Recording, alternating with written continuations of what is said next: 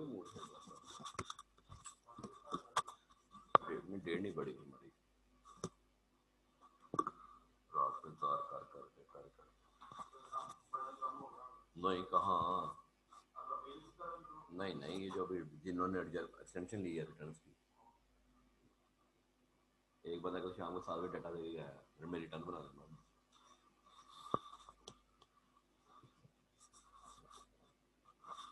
On कर दिया। अस्सलाम वालेकुम, गुड मॉर्निंग, आवाज आ रही है बच्चों? अबू रासिफ को आवाज आ रही है, और किसको आ रही है, और किसी को नहीं आ रही आवाज? मनार आस को भी आ रही है, चले ठीक है, thank you. Low your hand please, and there are just participants of 41 सुतिया कोमा मनूस।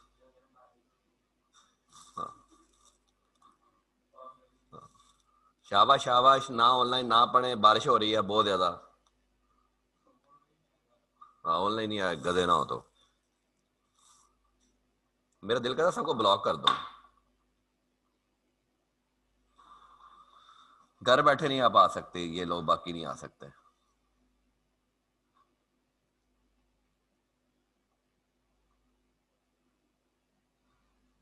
को हाल है कसम से। ले जी, मैं क्लास ब्लॉक करने लगा हूं। ठीक है, फिर ऐसे तो ऐसे ही सही।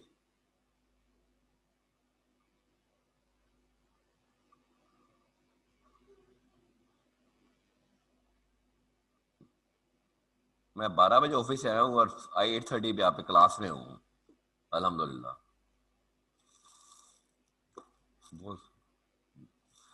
इंतहाई अल्लाह की कसम सुस्ती कौन रहे वेटिंग में। इसको अंट करके बाकी कर दो भाई, ये भी है यार। चलो बाकी वेटिंग में है ना, बस ठीक है, रखो वेटिंग में, ऊपर आ जाएगा कि वेटिंग में है कितने हो गए, 10-12 हो जाएंगे, फिर करेंगे एंटर। आए कुछ दफा, बस ठीक है जी। आज 45 ही क्लास पढ़ेंगे, स्टार्ट की।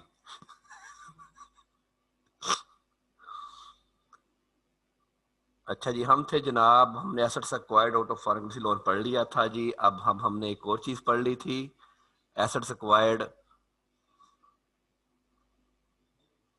एसेट्स एक्वायर्ड हमने पढ़ लिया था जी, फ्रॉम एनी सब्सिडी पढ़ लिया था हमने। वो बात की थी कि वो सब्सिडी टैक्सेबल और नॉट, तो हमारा वो रूल चेंज हो जाता था। देखे, इस तरह की बात किसी भी आपके स्टैंडर्ड में नहीं कही, हम कहते हैं ठीक है। तो हम जो है वो आगे चलें जी।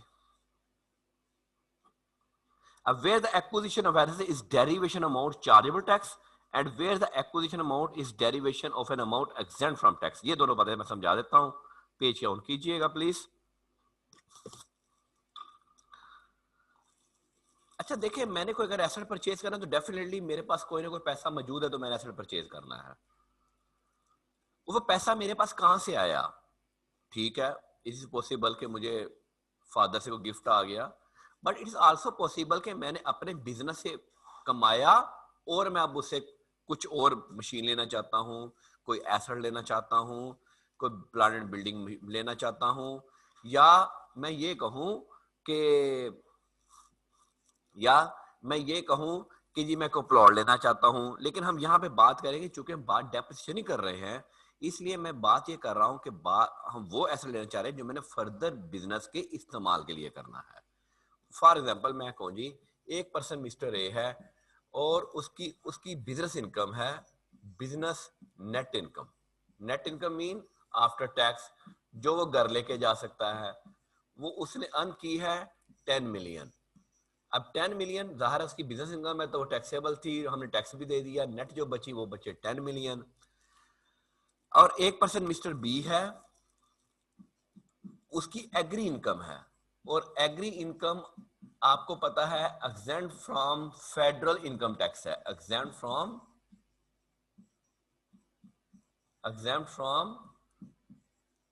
फेडरल इनकम टैक्स है। आपको पता है टैक्स भी दो, इनकम टैक्स भी दो हैं, एक फेडरल एक प्रोविंशियल है। प्रोविंशियल में एग्रीकल्चर टैक्सेबल है। फेडरल जो हम पढ़ते हैं, प्रोविंशियल आपने नहीं पढ़ना। प्रोविंशियल हम सारा दिन पढ़ते हैं, कोई ना कोई चीज पढ़ते रहते हैं।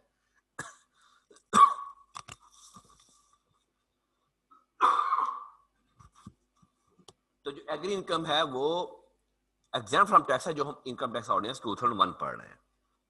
इसने भी 10 मिलियन कमाया। क्या इसने को टैक्स दिया मिस्टर बी ने? एनीबॉडी?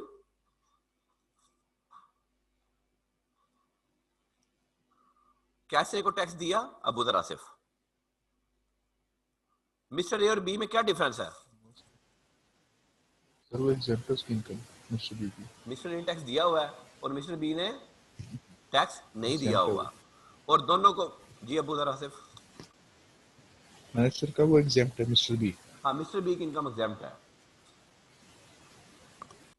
तो अब ये मिस्टर ए ने एक मशीन खरीदी, मिस्टर ए ने एक मशीन खरीदी जो कि पावर लूम्स खरीदी, चलें उसने पावर लूम्स ली, उसने अपना बिजनेस एक्सपेंड करना था, या उसने एक और अपनी बिजनेस की डाइवर्सिफिकेशन करनी थी, उसने 8 मिलियन की पावर लूम्स ली। अब मिस्टर बी कहता यार मैंने भी पावर लूम्स का बिजनेस करना है, पड़ोसी था, जोश आ गया, उसने कहा जी मैं भी 8 मिलियन की पावर लूम्स लूंगा, मैं भी कपड़ा बना के बेचूंगा। For the depreciation purpose, for the depreciation purpose, what is the cost of mister A and what is the cost of mister B? Law कहता सेम, नो डिफरेंस। लॉ कहता है नो डिफरेंस। इसको भी 8 मिलियन के ऊपर depreciation claim करेगा, cost of asset, ये भी 8 मिलियन के ऊपर डेप्रिसिएशन क्लेम करेगा। इनकम के पीछे एग्जेम्प्ट होने से जो है वो जिससे नया को परचेज कर रहे हैं उससे कॉस्ट ऑफ एसेट पे कोई फर्क नहीं पड़ेगा। Any question? हाँ जी, हाँ गुड़िया, एनी क्वेश्चन जी from your side? Any question from your side? रहने दे इनको जरा, इनको मैं अकेला अकेला एंटर करूंगा, बिस्ती करके एंटर करूंगा। हाँ जी, any question from your side?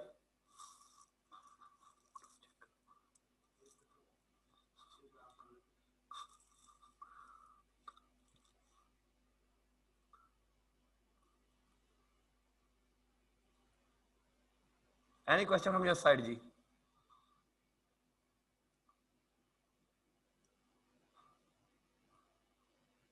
इसका मतलब है बिजनेस एग्जाम्प्ट है, आपके पीछे आपके हाथ में जो इनकम है वो एग्जाम्प्ट है या टैक्सेबल है। आप जो भी एसेट खरीदेंगे, जो कॉस्ट ऑफ एसेट पीछे पड़ रहे हैं, चेयर्स ली हैं तो चेयर्स की वैल्यू वैसी होगी, अगर पावर लूम ली है तो उसकी वैल्यू वैसे ही गिनी जाएगी for the purpose of the taxation. चलें जी नेक्स्ट चलते हैं जी। अब ये जरा इनको अकेले अकेले को एंटर करो, तो माइक ऑन करो इनका जरा, मैंने तबीयत ठीक करो। चलो इसका साथ ही माइक ऑन करो, हमारा अपना माइक ऑन करो पहले, आप एंटर होने से पहले आपका माइक ऑन होगा। पहले तो ज्वाइन कर रही है,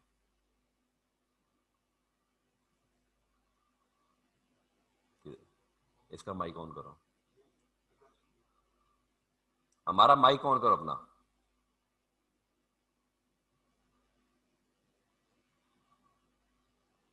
हमारा अपना माइक ऑन करें। जी सर। जी आपको क्या प्रॉब्लम थी, आप क्यों 10 मिनट लेट आई क्लास में? सर वो मुझे लगा था कि आज लॉ की क्लास है, मैंने लॉ की क्लास में लॉग इन कर लिया था, फिर मैंने बंद करके मैंने देखा है तो फिर मैं टैक्स की क्लास में हूँ। स्लीपिंग नेशन कोई हाल है कसम से? अमार अहमद जी अगला ही कौन करें जी? Sorry sir. सॉरी, मैं आगे से आइंदा से वैसे ही मैंने ब्लॉक कर देना है, 10 मिनट बाद क्लास ब्लॉक हो जाया करेगी।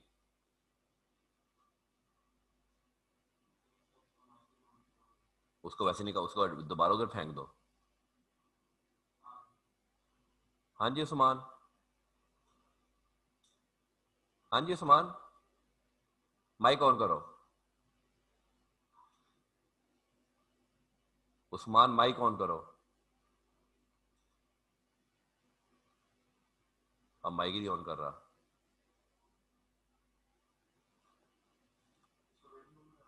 इसको वेटिंग रूम में डाल दो। चलो ये माइक नहीं ऑन कर रहा, ठीक है। बाकी हाँ भाई इसको ऑन करो जी। हाँ जी बिलाल माइक ऑन करो। मुझे वजह बताएंगे तो आप क्लास में आएंगे आज। मनुष्यो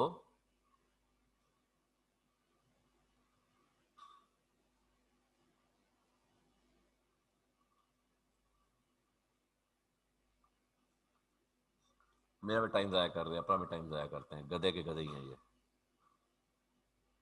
ये कौन है? आलियान शाकर। हाँ जी आलियान शाकर, माइक ऑन करें अपना। Yes sir. हाँ क्या तकलीफ थी आपको? सॉरी सर, नींद आई हुई थी। हाँ नींद आई हुई थी, टाइम ना समझा करो। आइंदा नहीं होता सर। चले नेक्स्ट चले जी। नेक्स्ट कौन है?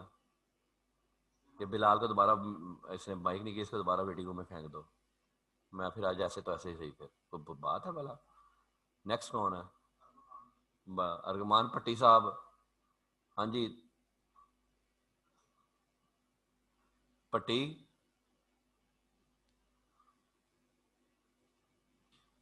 माइक ऑन करो। बट्टी माइक ऑन करो। हाँ जी क्या मसला था आपको?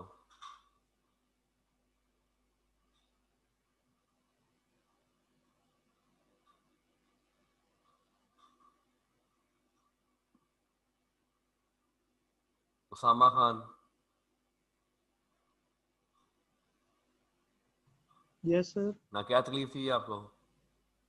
सर मैं कहते हैं स्टार्ट से मैंने क्लास ज्वाइन किया जब आपने गुड मॉर्निंग कहा, लेकिन मेरा एक नेटवर्क प्रॉब्लम आ गया, उस वजह से मैं क्या कहते हैं क्लास में से रिमूव हो गया, नहीं तो अदरवाइज मैं स्टार्टिंग से ही आपके साथ ज्वाइन था। आप देख सकते हैं अगर हिस्ट्री हो तो। कल कर टाइम जाया कर, एडमिट डाल करके फारा करो, बाकी को माइक रहने दो फिर दोबारा। ठीक है अच्छा जी नेक्स्ट है जी। नेक्स्ट आगे चलते हैं जी। 3 हो रहा है, रहने दो इनको, इनको 10 मिनट फिर वेट कराओ। आज फिर यही तो यही सही फिर।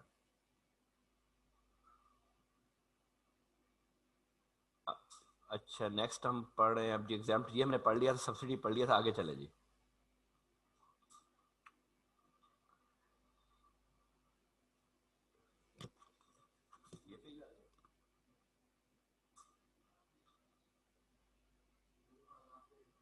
ये हमने पढ़ लिया, ठीक है। आगे आगे जी डिस्पोजल ऑफ एसेट आ गई जी। In case where a part of asset is disposed of, the cost of asset shall be portioned between the part of asset disposed of and the part that is retained in the business. The cost of the asset is apportioned on the basis of the fair market value of the both parts of the time of the acquisition of the assets. अब बात यह है कि अगर कोई assets आप dispose of करते हैं तो उसका जो प्रॉफिट या लॉस, उसका गेन या लॉस, गेन होगा तो टैक्सेबल हो जाएगा, लॉस होगा तो वो आपका एक्सपेंस रेट होगा। बट कंडीशन ये है कि that asset is used for the purpose of the business. Plain page पे आइएगा जरा प्लीज।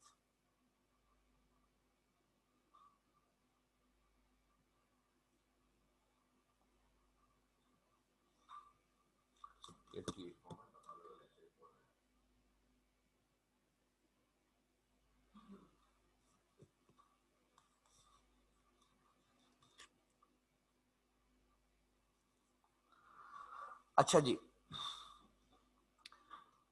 अगर आपने आज एसेट जो है वो कॉस्ट ऑफ एसेट है इफ इट इज ₹100 और एसेट आपने यूज किया तो उसकी कोई ना कोई डेप्रिसिएशन होगी, से very first year depreciation 15 then 85, ये अब अकाउंटिंग वाला कंसेप्ट ही है।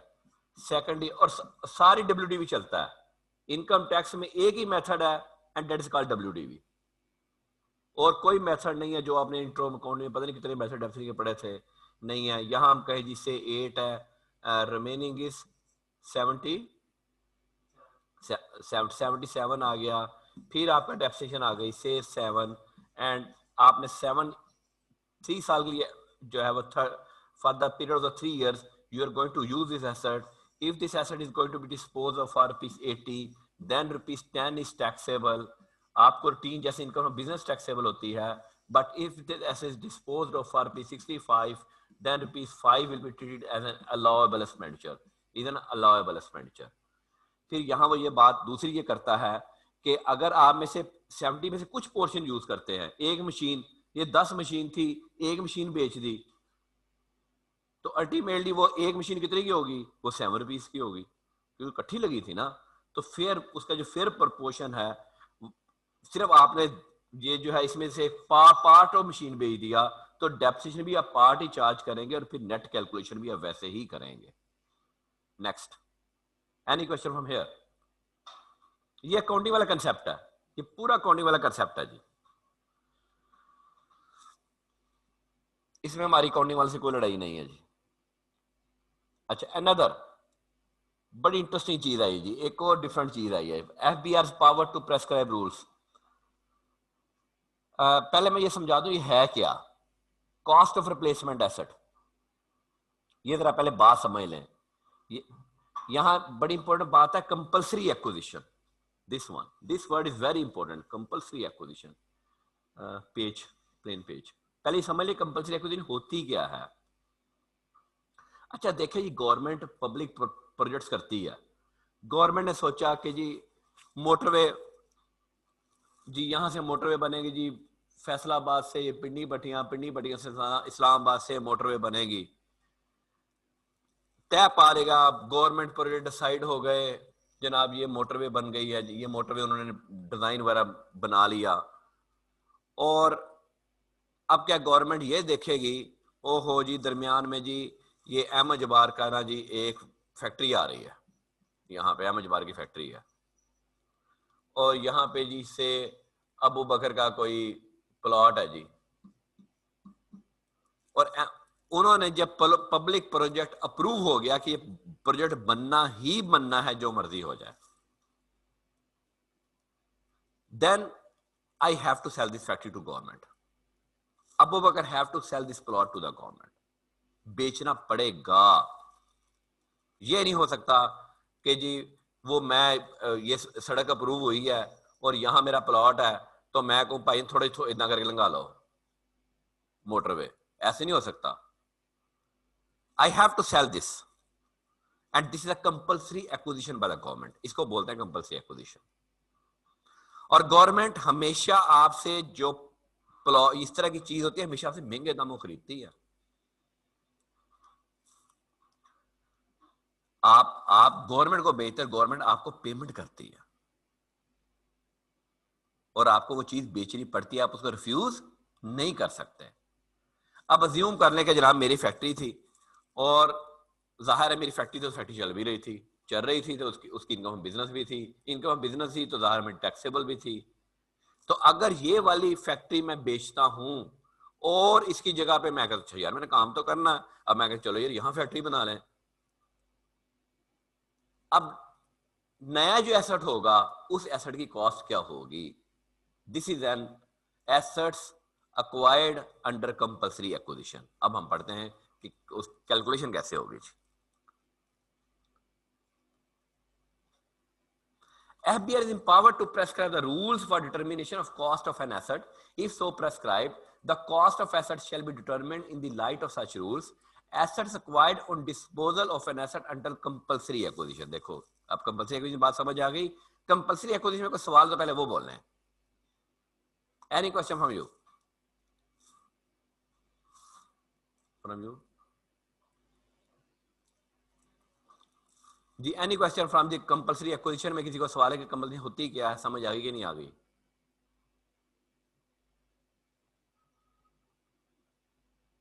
आउट ऑफ 90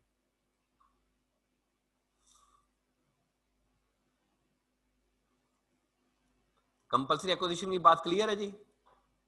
चले जी क्लियर ही हो गई, ठीक है। अच्छा, where a person acquires an assets against the consideration, जाहिर है बंदे को पैसे मिलने हैं ना। कंसीडरेशन मींस मुझे जो पैसे मिल रहे हैं फ्रॉम द गवर्नमेंट, अब मैंने उसमें से नया एसेट लेना है, जाहिर है मेरे पास पैसे आया, मैं नया एसेट लेना है। Where a person acquires an asset against the consideration of another asset which was disposed of by the compulsory acquisition, page पे आइएगा दोबारा जो बनाई मैंने, ये इसके बदले में ये जो मैंने बेची है इसके बदले में जो मुझे कंसीडरेशन मिली है, पैसा मिला है, मनी लक्ष्मी मिली है जो मुझे, उसके इस लक्ष्मी से मैंने ये फैक्ट्री लगानी है, इसकी बात अब होना शुरू हो गई है। वापस उधर आइए। Then the cost of such asset shall be determined as follows. किस एसेट की बात कर रहा है? ये वाली।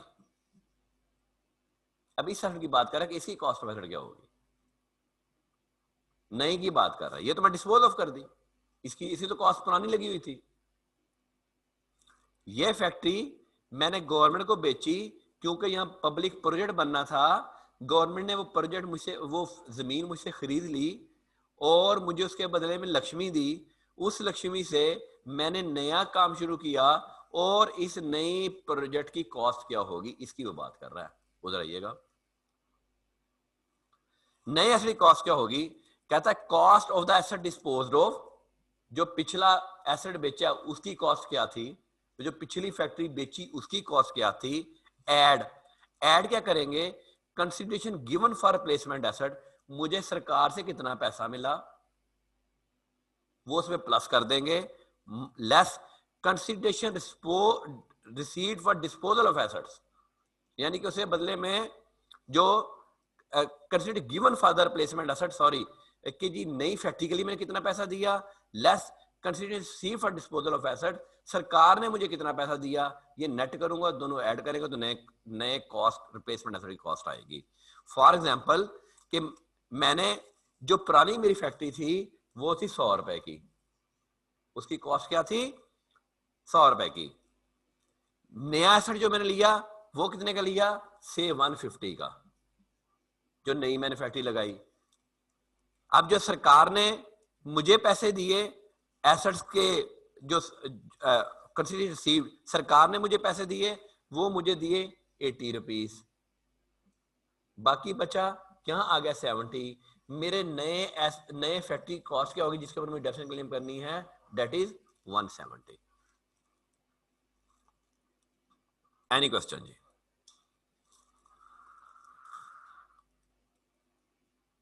Any question? हाँ जी।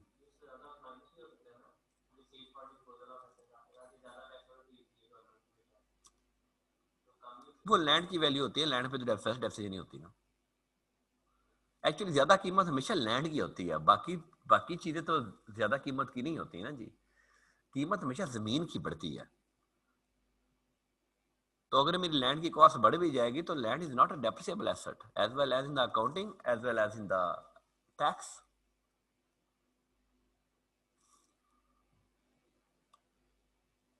एनी क्वेश्चन जी? Any question? That is the cost for the new asset. ये नया काम मैंने करना है।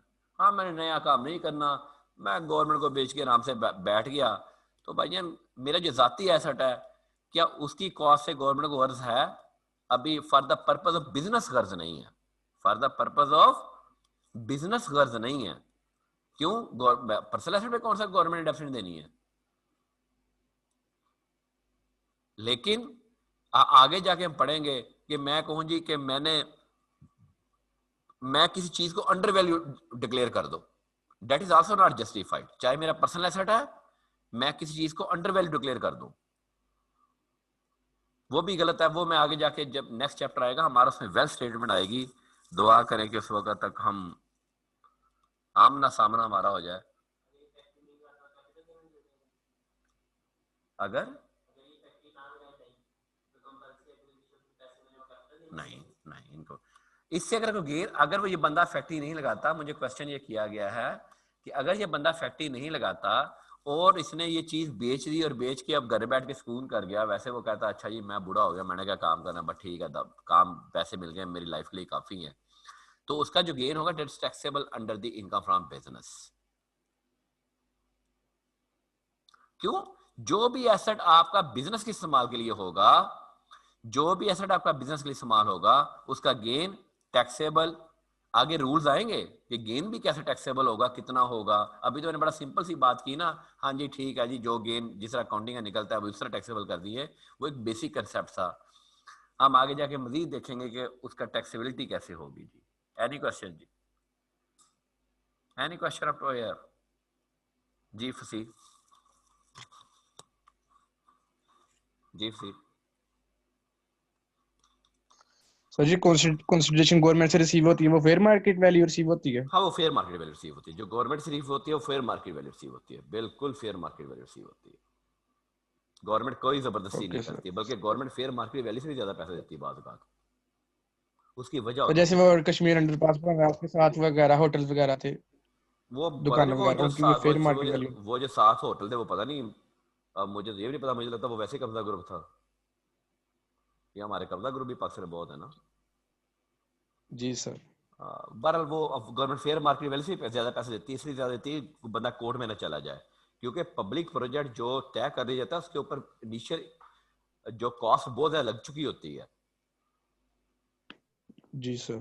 ठीक है, अब मोटरवे जो बनी इसमें कोई एक चीज आई होगी, बहुत सारे लोग भी घर आए होंगे, बहुत सारे माइट भी फैक्ट्रीज भी आई हों, बस ठीक है। जब गवर्नमेंट डिसाइड कर लिया, रियासत पावर होती है। चले जी, जी सर। जैसे हमने रात को रियासत टकराने की बड़ी कोशिश की कि हमारी डेट दोबारा बढ़ जाएगी, सरकार ने डेट नहीं बढ़ाई जी। पूरी दुनिया तरले करके थक गई कि टैक्स रिटर्न की डेट बढ़ा दें। सरकार ने कहा ना जी, हमने डेट नहीं बढ़ानी। At least 11:59, the date of filing of return for tax year 2020 was lapsed.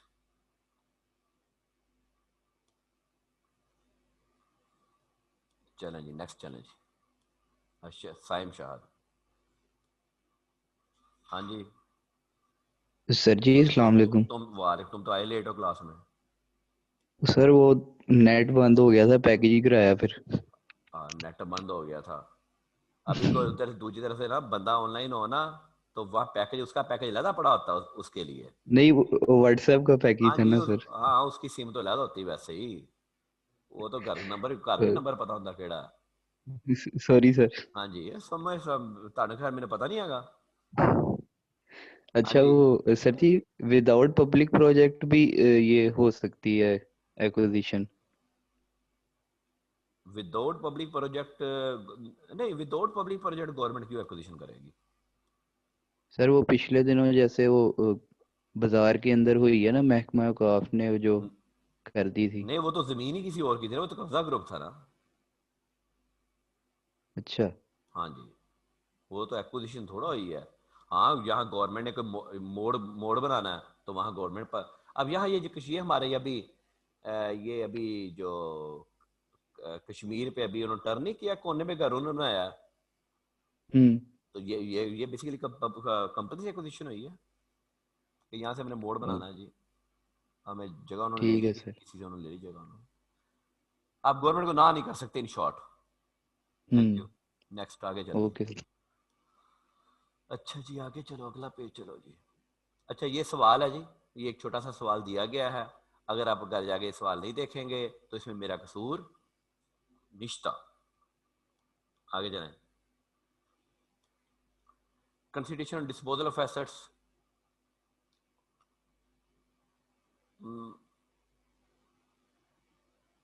ये मैंने आपको बता दिया कि जो consideration of disposal of assets है, अब ये भी नहीं है कि आपका ये एसेट एक्चुअली 20 रुपए का था, आपने 5 रुपए का बेच दिया।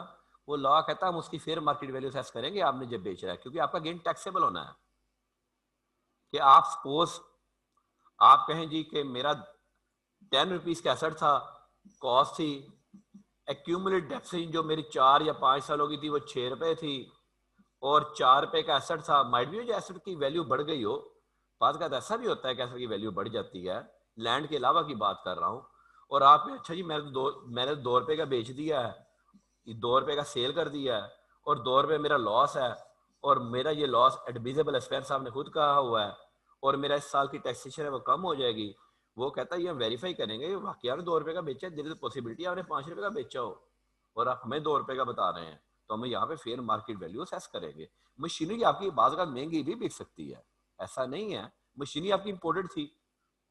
देखो, आप कहते हैं सर मशीनरी कैसे महंगी हो सकती है, मशीनरी तो आपने 4 साल इस्तेमाल भी कर ली। भाई यार, आपने जब मशीनरी इंपोर्ट की थी उस वक्त डॉलर 100 रुपए का था, आज डॉलर 60 रुपए का है। आज मशीनरी की वैल्यू का तो वो मशीनरी वो 4 साल आपने इस्तेमाल करने के बाद भी महंगी हुई होगी। जिस तरह गाड़ियां हैं, वो मेरे पास एक ब्लू गाड़ी थी हुंडा सिटी 2007 में, मैंने वो ली थी 9,63,000 की, बल्कि 9,50,000 की। After the use of 13 years मैंने 10.5 लाख की बेच ली। रीजन, गाड़ियां महंगी हुई थी, 13 साल गाड़ी संभाल भी गई और 13 साल गाड़ी महंगी हो। इस तरह मशीनरी भी, गाड़ी भी आपको पता है मेजर उसके पार्ट्स हैं इंपोर्टेड आते हैं। एट दैट टाइम डॉलर की प्राइस तो वहाँ 207 में 60 रुपीज। तो आज जाहिर है इस तरह मशीनरी की वैल्यू में, तो कहता है हम फेयर मार्केट, जब आप बेचेंगे तो हम फेयर मार्केट वैल्यू असेस करेंगे। इस तरह ये भी हो सकता है कि एसेट्स को आग लग गई, आपका एसेट्स डिस्ट्रॉय हो गया और उसके अगेंस्ट जो इंश्योरेंस क्लेम मिलेगा वो आपका इंश्योरेंस क्लेम बेसिकली आपकी सेल प्राइस है। आपका जो इंश्योरेंस क्लेम है क्या होता है बेसिकली, इट्स वो कहता है सेल प्राइस। वो आपकी नेट होके अगर हुआ तो वो आपका एक्सपेंस क्लेम होगा। वो एक तरह से आप ऐसे, गाड़ी लग गई जी, वो गाड़ी अब आपको बेचनी पड़ती है बाद इंश्योरेंस कंपनी को। वो कहता है ठीक है जनाब, ये हमने आपके पैसे लेने गाड़ी के, गाड़ी तबाह हो गई है, लेकिन वो गाड़ी वो रख लेते हैं, वो जितने की बिके तो नेट आपका लॉस कंसिडर किया जाएगा। आपको, मेरा 100 रुपए का एसेट था, उसकी जो एक्यूमुलेट डेप्रिसिएशन थी वो 30 थी, 70 थी, तो इसको आग लग गई। इंश्योरेंस कंपनी ने मुझे 60 रुपए दे दिए, तो मेरा लॉस सिर्फ 10 रुपए कंसिडर किया जाएगा। अब मेरा 70 रुपए, आप कह नहीं जी वो इंश्योरेंस कंपनी तो ज्यादा पैसे दिए थे, तो मेरा तो लॉस 70 रुपए है। नहीं, आपका सिर्फ लॉस 10 रुपए कंसिडर किया जाएगा। अच्छा, नेक्स्ट वो कहता है मैं कोई यहां से मैं एसी उतार के घर ले जाऊं तो वैसे डिस्पोज ऑफ हो गया, या घर से उतार के यहां ले आऊं तो यहां पे एसेट्स एक्वायर हो गया। आगे चले जी, लो जी मेरी कॉस्ट ऑफ एसेट मुकम्मल हो गई जी। अब जी यहां तक किसी का कोई सवाल है तो वो बोले, जब हम डेप्रिसिएशन पढ़ने लगे हैं जी। अब हमारा एक्सपेंस अलाउएबल आएगा, हमारा एक्सपेंस अलाउएबल क्या होगा।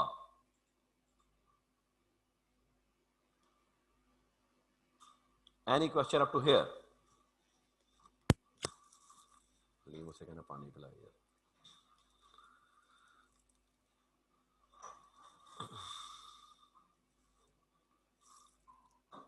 Any question up to here?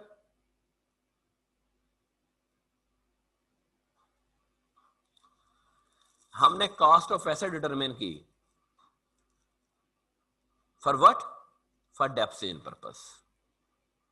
And the rules of depreciation अभी हमने पढ़ने हैं। एक डेप्रिसिएशन आपको जुनेद साहब सिखाएंगे कैसे डेप्रिसिएशन कैलकुलेट करनी है, या मैडम सादी सिखाएंगे डेप्रिसिएशन कैसे कैलकुलेट करनी है। लेकिन यहां पे डेप्रिसिएशन हम अपनी किस तरह कैलकुलेट करेंगे, that is according to the provisions of the income tax ordinance.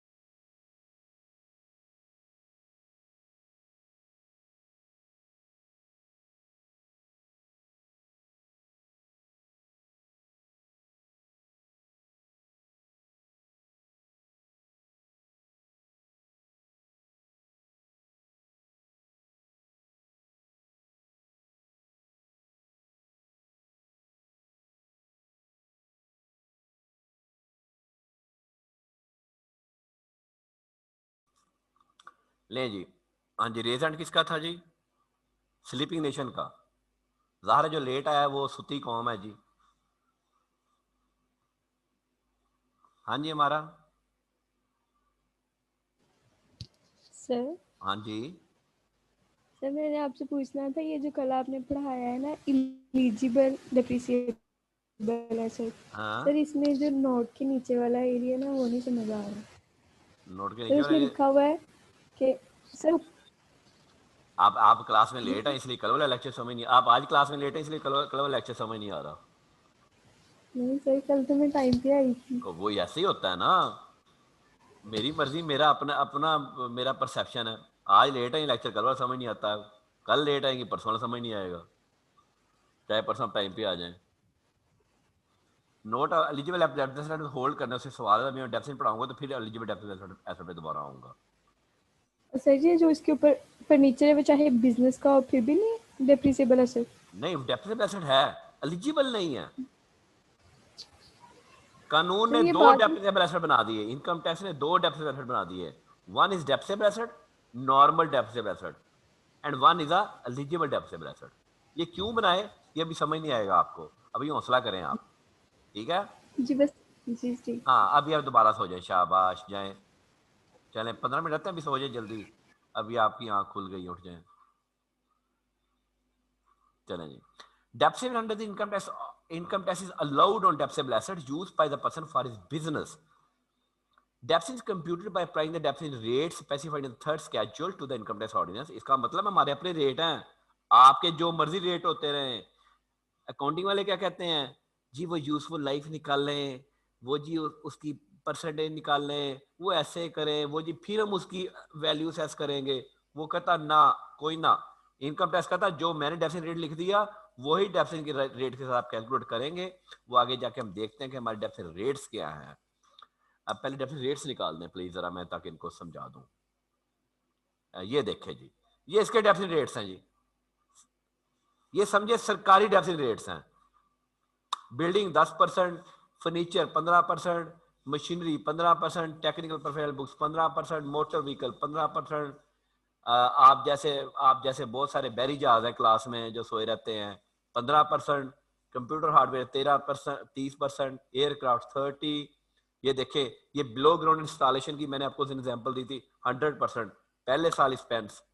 Offshore platform and production 20%, ये जो कोई रैंप बनाते हैं आप मजदूर लोगों के लिए, अगर उसकी कॉस्ट 2.5 लाख तक है तो वो कहता है वो सारे सारा एक्सपेंस है।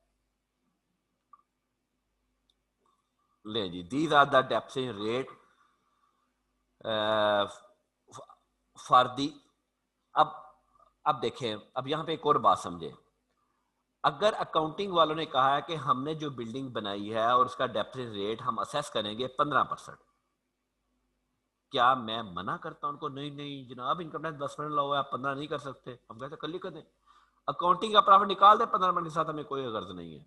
लेकिन हम जब अपने एसेट की कैलकुलेट करेंगे तो हम 10% के हिसाब से करेंगे।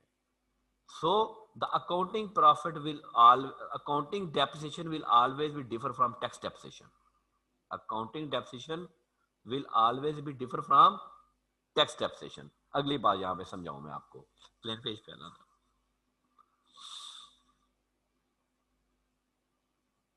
ये मेरी ड्राइंग बड़ी अच्छी थी, आपने, चलो ऊपर कर दो इसको। देखें, अकाउंटिंग वालों का एसेट है जी, हम तो उनसे कहते हैं जी आपका एसेट तो खैर हमारा ही है, ये टैक्स वालों के लिए जी, टैक्स का एसेट है जी। अब अज्यूम करेंगे यहाँ पे कॉस्ट 100 रुपए है, यहाँ भी कॉस्ट 100 रुपए है। इन्होंने कहा जी कि एसेट की इसकी डेफिनेट 15% होनी चाहिए जी। अच्छा जी, WDV कितनी की जाएगी? 85 रुपए। हम तो कहते नहीं भाई 10 रुपए है, 90। लो पहले सारी फर्क पड़ गया। किसका? इसका भी फर्क पड़ गया, इसका भी फर्क पड़ गया, डेप्सिंग का फर्क भी पड़ गया, WDV का फर्क भी पड़ गया। अब जब WDV का फर्क पड़ गया एक बार, तो अगले साल भी फर्क होगा, तीसरे साल भी फर्क होगा, क्योंकि अब वो अगले साल फिर 15 करेंगे, हम अगले साल फिर 10 करेंगे। इसका मतलब है कि हर साल अकाउंटिंग डेप्रिसिएशन और टैक्स डेप्रिसिएशन डिफर करती रहती है। एक बात, फिर जब ये एसेट बिकेगा तो भाईजान अकाउंटिंग गेन और लॉस और होगा, टैक्स गेन और लॉस और होगा। अगले बढ़िए मैथ्स बोलो जी। जाहिर है ना, अगले साल मेरी डेप्सिट 9 रुपया, यहां 81, इसकी 85, 15%, 13 रुपीज, ये कितना रह गया 72। आज मैं एसेट बेचता हूं, एसेट बिक गया जी से 75 का, टैक्स के साथ अकाउंटिंग हिसाब से लॉस आ गया 3 रुपए, it's a loss, sorry 3 rupees gain आ गया क्योंकि WD 75 थी, बिका 75 का, ठीक है। लेकिन टैक्स के हिसाब से क्या आ गया, टैक्स के हिसाब से लॉस आ गया 6 रुपीज। ये देखिए कितना मटीरियल डिफरेंस आया है। अकाउंटिंग गेन है, टैक्स का लॉस है, एसेट एक ही है।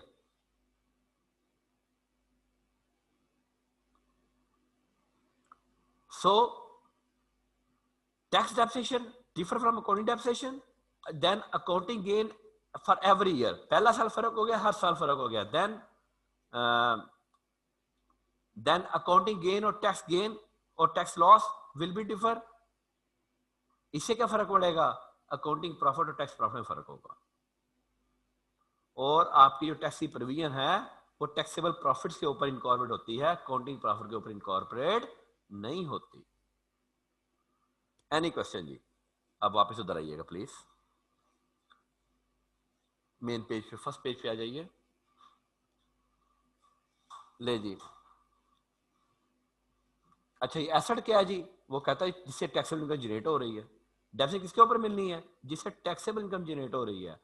टेंजिबल मूवेबल है, immovable property other than unimproved land, यानी कि structural improvements to the unimproved land. अच्छा स्ट्रक्चरल इंप्रूवमेंट क्या है ये समझे। स्ट्रक्चरल इंप्रूवमेंट क्या है, क्या जमीन का खाली एरिया, क्या ये डेप्सिबल एसेट है, नहीं है, ओपन एरिया ऑफ लैंड। अब इसके ऊपर मैंने बाउंड्री वॉल कर दी, मैंने लाइट्स लगा दी, मैंने इसका ड्रेनेज सिस्टम बना दिया, क्या कोई बिल्डिंग बनी, नहीं, कोई बिल्डिंग नहीं बनी अभी तक। तो ये चीजें क्या हैं,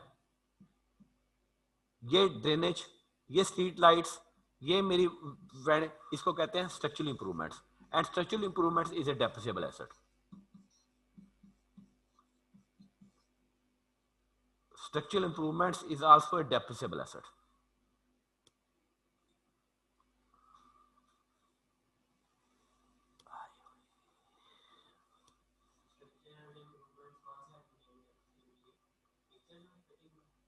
बिल्डिंग में सवाल पूछा गया कि स्ट्रक्चरल इंप्रूवमेंट्स की साइड में जाएंगे, हम इसको बिल्डिंग में डाल देंगे ना जी, पार्ट ऑफ बिल्डिंग। सिर्फ आपकी जो लैंड है वो आपकी open area of land is not a depreciable asset. आगे चलो जी।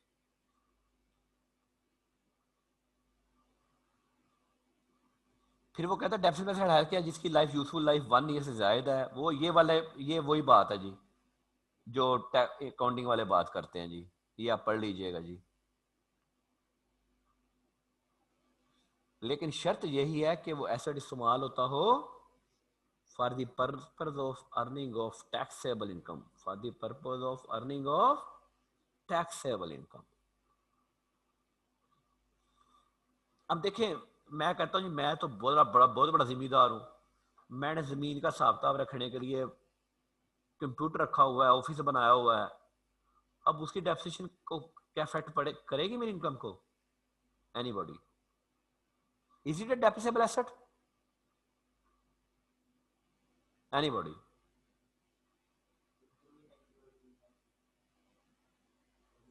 I know it has it. Is it depreciable asset? क्यों? Anybody जी? राय फखर नवाज जनाब तशरीफ ला चुके हैं।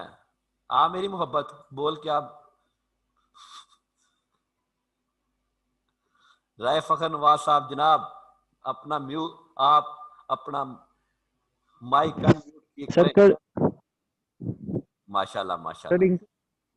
इनकम करेगी ज्यादा। अब भाईजान ज़ही नसीब पहले कि आप मेरी क्लास में आए हैं।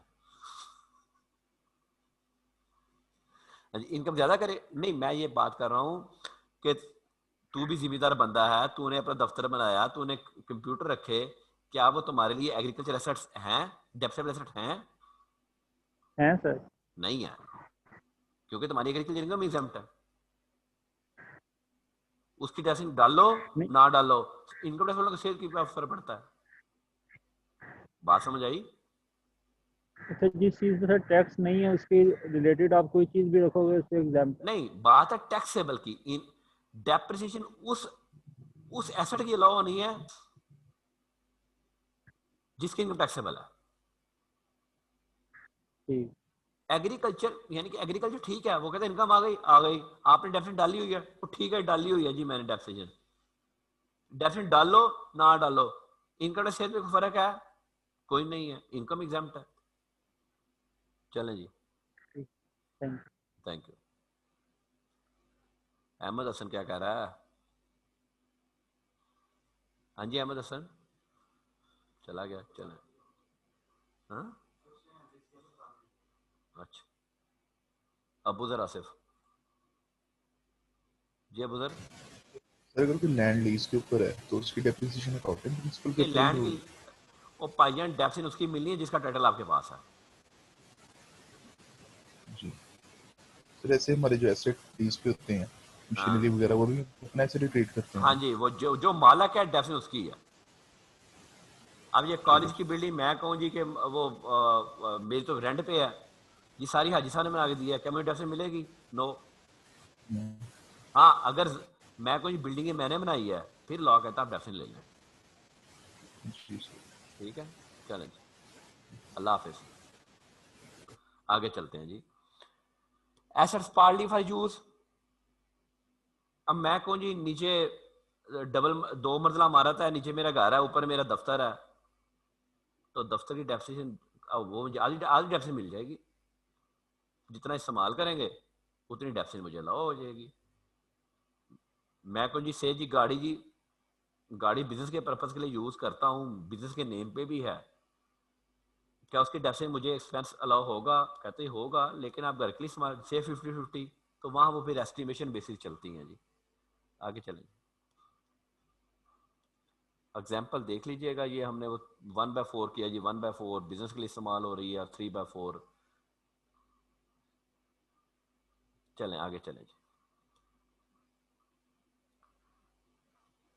Treatment of the depreciation where the business is exempt. चलें जी, ये मैं अब कल यहाँ से समझाऊंगा जी, कल चलेंगे जी यहाँ से आगे। आज के लिए इतने काफ़ी है जी, हमारा काफ़ी काम कंप्लीट हो गया है। अच्छा, हमारा मंडे को टेस्ट है जी of 3 chapters, income property, income from business, sorry income from property, capital gain and other sources. और शाज़म मरगूब जी, शाज़म। सर मैंने पूछना था कि जो इस बारी जो सैलरी है सर वो पिछली बारी से चेंजिंग आई है इसमें? सैलरी में चेंज नहीं है। नहीं सर, नहीं, सैलरी में चेंज नहीं है सर। वो काइंडली नोट्स पीडीएफ में मिल जाएगा? वो अलीम से कहा करो यार, आप वो ग्रुप में मैसेज हो रहे हैं लेकिन वो बच्चे, मेरे दिए पास नहीं। ऑफिस में इतना प्रेशर है, you are going to WhatsApp me, मैं व्हाट्सएप नंबर दे के तो मेरा वो ग्रुप में जाके ना मैं तो फंस गया हूँ। ठीक है, मुझे आप प्लीज़ व्हाट्सएप, आपकी लोगों की मेहरबानी है, मुझे व्हाट्सएप ना किया करें, मेरे ऑफिस के काम का व्हाट्सएप पे इतना प्रेशर होता है। तो you should talk to Aleem, Aleem आपको सर्विस प्रोवाइड करेगा जी। अलीम सर बिल्कुल वो करें। ग्रुप में किए हुए मैसेज नहीं मिले ना नोट्स वहाँ पे। अलीम कर दो यार, ये चलो मेरे मैं कह दूँगा। पास ही बैठा अलीम कहता ये अभी कर देता हूँ जी, अभी तो नहीं, बार कर देता हूँ जी। वो किसी और के पास ही पड़े होते हैं यार, कोई एक बंदा कहता है तो बाकी लोगों से कह रहा हूँ, बाकी लोगों से कह रहा हूँ, अगर एक बंदे के पास पड़े हैं तो दूसरा बंदा पीडीएफ यार शेयर कर दिया करो। इस तरह की खिदमत से इंसानियत खुश होती है। अल्लाह का भला करे, स्टे ब्लेस्ड, इंजॉय करें, शाबाश, अब फिर सो जाएं। अल्लाह हाफिज। यार